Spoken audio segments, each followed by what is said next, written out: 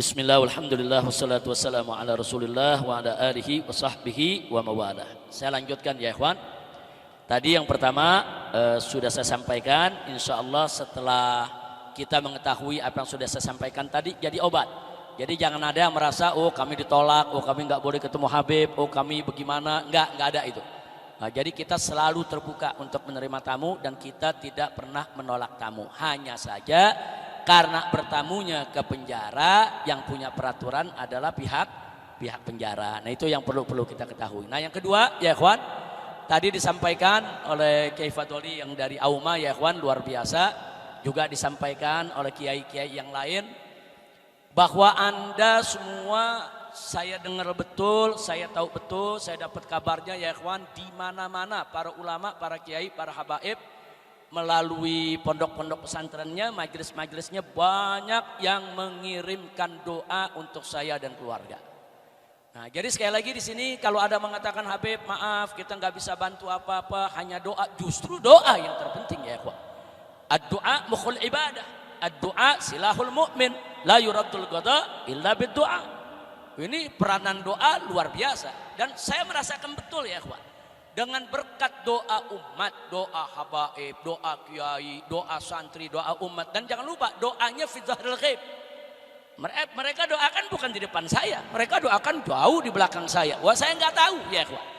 Nah tapi jangan lupa saudara bahwa doa semacam itulah salah satu doa yang sangat mustajab, yang sangat makbul, dijamin saudara oleh hadis Nabi kita Sayyiduna Muhammad Sallallahu alaihi wasallam. Maka itu singkat saja saya mau sampaikan, saya dengan keluarga sangat-sangat merasakan khasiat, manfaat doa dari umat di berbagai tempat. Satu, mari kita lihat ya ikhwan.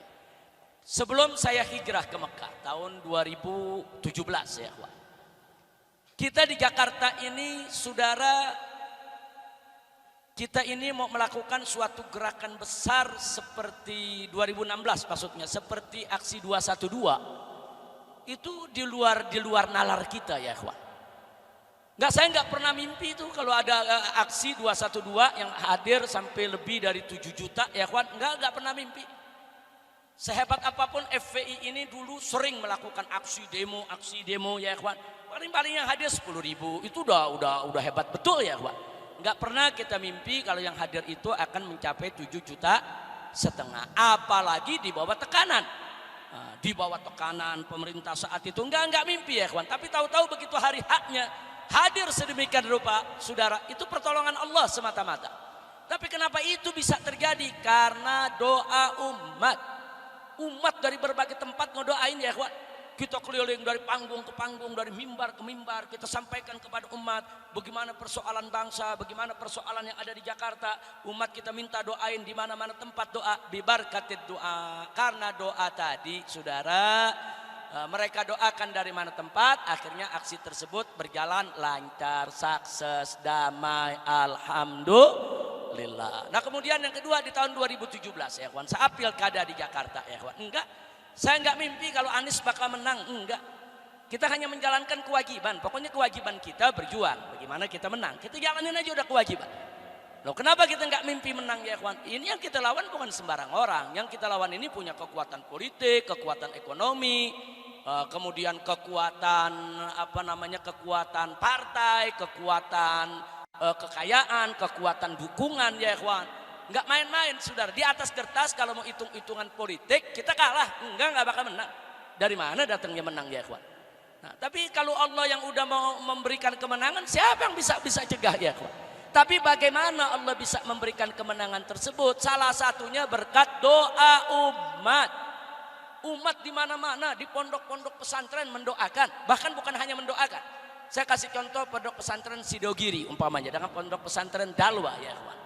Itu demi memberikan dukungan kepada perjuangan kami yang ada di Jakarta, sampai santri-santrinya di Sidogiri dan Dalwa dan lain-lain itu yang punya KTP Jakarta diwajibkan pulang ke Jakarta untuk ikut pilkada.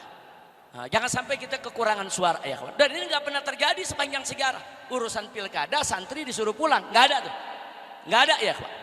Nah, tapi pada saat itu ratusan bis dari Jawa Tengah, Jawa Timur pulang ke Jakarta.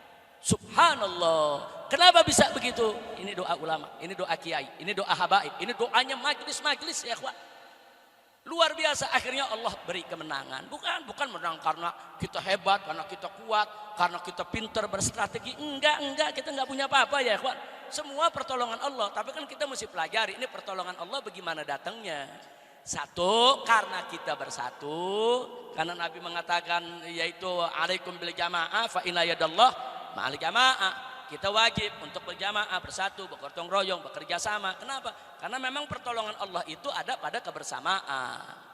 Nah, jadi kalau kita bicara tentang kekuatan yang sebenarnya itu adalah pertolongan Allah, dan pertolongan Allah itu datang yang pertama karena ada kebersamaan. Yang kedua yaitu yang tadi kita sedang cerita, doa. Jadi ada kebersamaan dan ada doa dari mana-mana. Wah, auranya luar biasa. Nah itu yang perlu kita sampaikan. Yang ketiga ya kawan, pada saat saya hijrah ke Mekah ya kawan, saya pernah berpikir, wah kalau hitung-hitungan nanti ke Mekah tinggal di mana, makannya bagaimana, listriknya bagaimana, nggak jadi hijrah ya kawan. Saya kumpulkan, saya punya anak, saya punya istri, ini kondisi politik seperti ini. Ini kalau abah ditangkap mungkin bisa terjadi bentrokan di bawah, nanti pendukung kita dengan pendukung seberang sana bisa terjadi pertumpahan darah. Ini perlu diredamnya, kita menyingkir dulu supaya tidak ada umat yang saling menumpahkan darah. Kita nyingkir duluan, nyingkir ke tempat yang berkah. Kita tanya nih keluarga, bagaimana? Mau ikut abah? Mau semua. Nah, tapi ini kita nggak punya hitung-hitungan nih, abang nggak bawa duit. Udah bismillah kita berangkat, bah.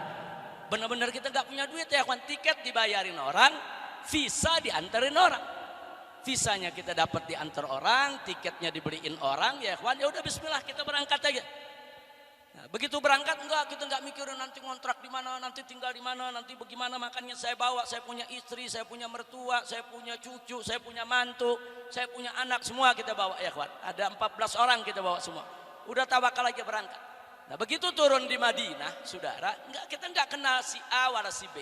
Tahu-tahu ada beberapa pemilik travel haji, travel umroh, langsung datang nemuin, Habib mau tinggal di mana? Anda nggak tahu Anda mau tinggal di mana.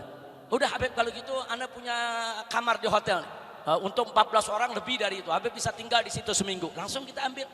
Besoknya ada lagi yang nawarin, Habib mau pindah hotel gak di sebelah sana? Jangan di travel dia aja dong Habib. Kita juga travel kita mau dapat berkah ya. Kita pindah lagi ke hotel berikutnya. Kemudian ditanya, Habib mau ke Mekah kapan? Insya Allah minggu depan mau ke Mekah. Udah di Mekah nanti kita yang sediain hotelnya. Semua dari travel ke travel. Saya nggak perlu sebutkan nama-nama travelnya karena terlalu banyak.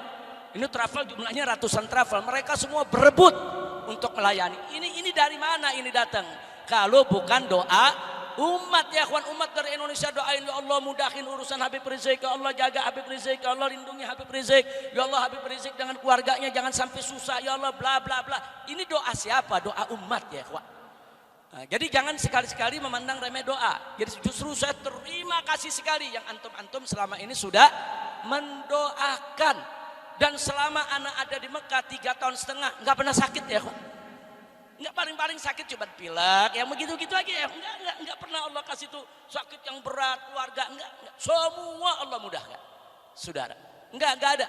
Nah kemudian begitu juga, begitu cari rumah, mau nyewa rumah dari mana ya kawan? Mau nyari rumah yang 1.000-2.000 real aja susah. Nah, tahu-tahu apa? Tahu-tahu ada yang bantu, kita dapat villa 2 lantai, itu sewanya nggak main-main, sewanya hampir 50.000 real per tahun. Nah, bukan murah. Berapa ratus juta di sini. Duit dari mana? Semua Allah yang kirim ya. Nah artinya apa?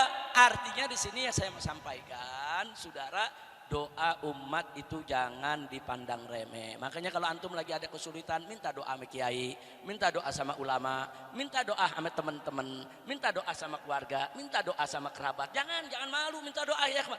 Minta doa, sebutin. Saya ini punya persoalan ini, tolong didoakan. Doa itu penting ya, ikhwan. Ad-doa mukhul ibadah. Doa itu otaknya ibadah, sumsumnya ibadah, intinya ibadah. Saudara, enggak sampai di situ. Ad-doa silahul mu'min. Doa itu senjatanya orang yang beriman ya, ikhwan. Nah kalau udah berdoa kemudian Allah kabulkan itu doa, siapa yang bisa mencegah kalau Allah kabulkan ya? Nah ini yang perlu kita sampaikan. Begitu juga terakhir selama saya di penjara, saudara, saya nggak berpikir macam-macam. Kalau memang harus di penjara ya penjara jalanin aja. Nah ternyata di penjara apa? Di luar kita dapat banyak teman. Begitu di penjara hilang itu kawan, di penjara kita dapat kawan baru.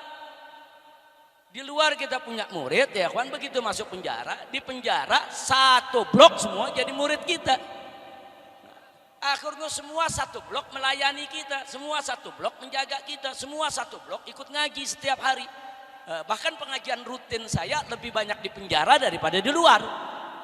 Kalau di luar kan kebanyakan ceramah di mimbar-mimbar. Ntar seminggu di Madura, ntar seminggu di Jawa Timur, ntar seminggu di Jawa Barat. Nah, ini macam Hanif nih sekarang keliling-keliling. Tapi kalau di penjara 5 waktu ya kita ada di tempat tersebut, ada di masjid tersebut.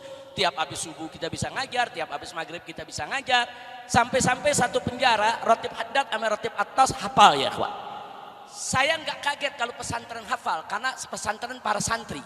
Ini di penjara yang saya masuk ya kawan, ini kartel narkoba, bandar narkoba, gembong narkoba. Saudara yang badannya dari ujung pala sampai kaki tato semua. Artinya di luar mereka nggak pernah ke masjid, mereka nggak sholat, saudara. Tapi begitu mereka tersentuh dakwah, mereka duduk di dalam masjid. Waktu itu saya dibantu oleh Kiai Sobri, dibantu oleh Habib Hanif selama setahun dia kuat. Ternyata akhirnya apa? Ternyata mereka tuh akhirnya betul-betul ini yang selama ini kami rindukan. Ini sebetulnya yang selama ini kami inginkan. Nah akhirnya apa? Akhirnya berubah total ya kuat. Nah, mereka jadi rajin ibadah, rajin sholat malam, rajin puasa Senin Kemis, bahkan banyak yang ikut puasa Daud ya kawan. Nah, sampai-sampai mereka bilang, Beb di luar jangan-jangan puasa Daud atau puasa Senin Kemis, puasa Ramadan aja kami nggak pernah. Karena ini memang bandar narkoba, dunianya dari dunia hitam. Jadi kita dapat tugas-tugas yang nggak kalah bagus dengan tugas di luar ya kawan. Nah, ini artinya pertolongan Allah. Dan di dalam penjara makanan nggak pernah kurang, lebih banyak daripada di luar ya kawan. Nah, setiap hari saya bisa makan dengan teman-teman tuh para pengurus masjid, bisa 20 orang, itu pun masih ada sisanya, satu blok cukup untuk makannya kawan. Nah jadi ini rezeki dari mana? Saya kerja enggak, dagang enggak, kan pengangguran ya kawan. Nah, tapi alhamdulillah rezekinya enggak, saudara, rezekinya enggak kalah sama yang kerja. Ini semua berkat doa siapa? Doa umat. Alhamdulillah. Maka itu saya sampaikan terima kasih. Saya bicara begini tahaddusan bin nikmah wa amma bi ni'mati rabbika fahaddits. Tujuan saya adalah untuk menekankan bahwa doa luar biasa ya kawan. Jangan main-main dengan doa ya kawan. Nah kalau ada umat yang bertanya kenapa nih perjuangan kita nih selama ini kok masih belum menang-menang, ya mungkin kurang doanya ya kawan. Nah makanya kita kencengin doanya kenceng, doa kencengin, gerakan kencengin, insya Allah Allah akan berikan kita kemenangan.